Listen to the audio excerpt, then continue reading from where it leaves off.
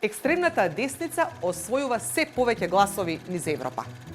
Прогнозите се дека екстремната десница на европските избори во јуни ќе победи во 9 земји на Европа, а во 6 ќе биде втора. Како им успева на екстремните десничари да освојат толку многу гласови? Економски кризи, пандемија, војни и распаѓање на државите во арапскиот свет, појава на ИСИЛ и ужасни слики од терористички напади во европските престолнини, наплив од имигранти, оружени судири во Украина и на Блискиот Исток. Како последица на се осиромашени, обесправени и уплашени граѓани, загрижени за својата иднина, политичарите не можат да ги решат нивните економски и социјални проблеми. Либерално-демократските елити ги занемаруваат духовните и семејните вредности и културните и идентитетските потреби на луѓето. Сето ова ја храни екстремната десница. Таа почнува да создава свои лажни догми. Мигрантите од исламската вероисповед ја загрозуваат нашата христијанска култура и начин на живот, а со себе носат тероризам. Брисел ги троши парите од нашите граѓани и ни наметнува понижувачки и робски економски и политички стандарди. Загрозено ни е семејството, ги губиме духовните вредности. Новиот родов идентитет го уништува поимот за маж и жена. Се рекрутира масовно геј популација. Овие пропагандни догми на екстремната десница се вешто спакувани полувистини, кои десничарите ги користат во својата политичка комуникација, за да освојат повеќе гласови. Популизмот е главната идеолошка алатка на екстремните партии. Народот против елитите. Народот се разбира, секогаш е чист, а елитите се секогаш корумпирани. Популистите тврдат дека се на страната на народот и се борат против елитите кои бранат специјални интереси. Европските десничарски популисти се радикални во својата реторика. Ветуваат напуштање на членството во Европската Унија, депортација на мигрантите, забрана на абортусот, забрана на исламската религија, укинување на правата на малцинствата, жените, ромите, геј популацијата, запирање на финансирањето на Украина во војната со Русија. Преку популизам и повеќе манипулативни техники за комуникација, екстремната десница жнее гласови.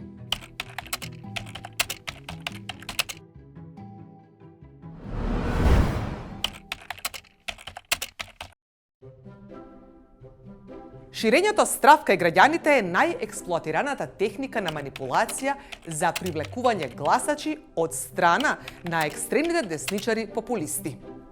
Унгарскиот премиер Виктор Орбан уште од 2019 година ги плаши граѓаните со билборди на европските официјални представници и особено на Џорџ Сорос, кој наводно сака да насели милион мигранти во Унгарија, што е класична теорија на заговор.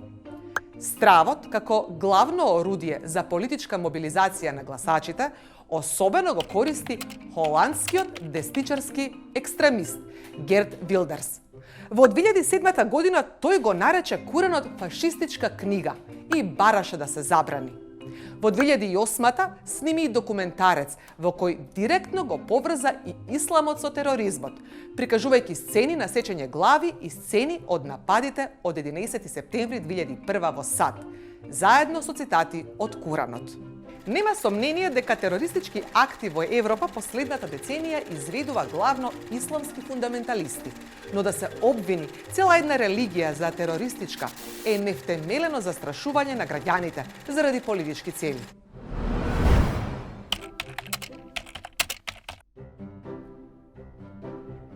Во октомври 23 година Виктор Орбан покрена така наречена национална консултација со граѓаните, за да ја демонстрира волјата на народот против мерките и политиките на Европската Унија. При тоа беа поставени 11 прашања на жешки теми, за кои граѓаните требаше да заокружат однапред подготвени одговори. Но во објаснувањето на прашањата и во одговорите, покрај факти, изложени се и ставови и мислења, кои властите сметаат дека се исправни. И поради тоа речиси е невозможно испитаниците да не го заокружат исправниот одговор, зашто во спротивно ќе им се случи нешто лошо. Имено, јасно е дека никој не е за мигрантски гета во Унгарија, зашто не може Брисел да одлучува со кого ќе живееме. А очигледно е дека граѓаните се против финансиска помош за палестинците.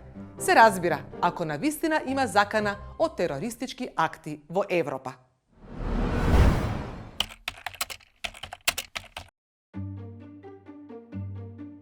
Италијанската премиерка Џорџа Мелони се вивна во политичките височини со говор на митинг во Сан Џовани во 2019 година. Подоцна на Светскиот конгрес на семејствата во Верона истата година беше уште подиректна, повторувајќи го фашистичкиот слоган Бог, татковина, семејство, кој треба да ги браниме, зашто се нападнати. Ова е класичен емотивен говор кој манипулира со наводна загрозеност на христијанските и семејните вредности кај италијанците. Но дали навистина се случува геноцид на христијаните? Дали постои опасност да станеме бројка? Навистина ли не може Мелони да се дефинира како италијанка-христијанка, жена и мајка? Се разбира, ова се популистички лаги спакувани во емотивен говор, наменет да предизвика истовремено и страх, но и сила, храброст, гордост и презир кон фиктивниот непријател, заради божемна мобилизација за одбрана на вредностите, а всушност за политички цели.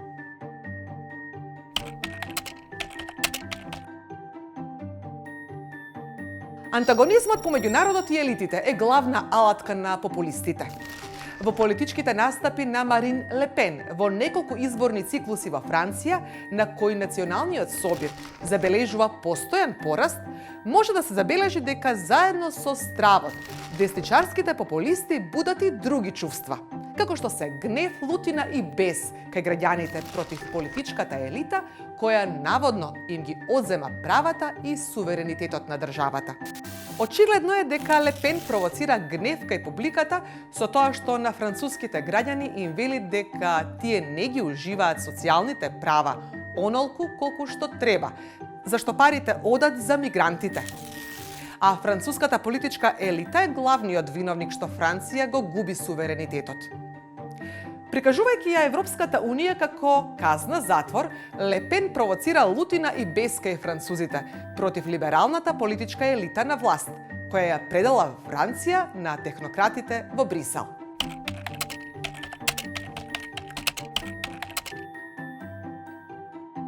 Според Катрин Фиши, теоретичарка на популизмот, лажењето е постојана карактеристика на политичарите популисти. Таа вели дека лагата кај популистите не се крие како кај другите мејнстрим политичари, туку сама по себе се глорифицира. За нив не е проблем да се представат како лажговци, се додека лажат во интерес на народот. А народот верува во популистичките догми, зашто тие се работа на верување и морални норми, а не на докази. Затоа народот ги поддржува екстремните десничарски популисти, иако се фатени во лага. Екстремната десница во Европа во својата политичка комуникација користи вешто спакувани популистички догми, кои во најдобар случај се полувистини, а најчесто надувани лаги. Тие лаги можат лесно да се разобличат, доколку се аргументира рационално и со факти, но многу е тешко да се разубедат симпатизерите на екстремната десница, кои цврсто веруваат во популистичките догми. Но има ли лек за ова? Политичарите ќе мора посветено да ги решаваат натоложените економски, социјални, културни и идентитетски проблеми на европските граѓани, за да има се помалку место за лажни популисти. А ние, граѓаните, треба да ги научиме нивните техники на манипулација, за да ги препознаеме следен пат кога ќе читаме некоја вест.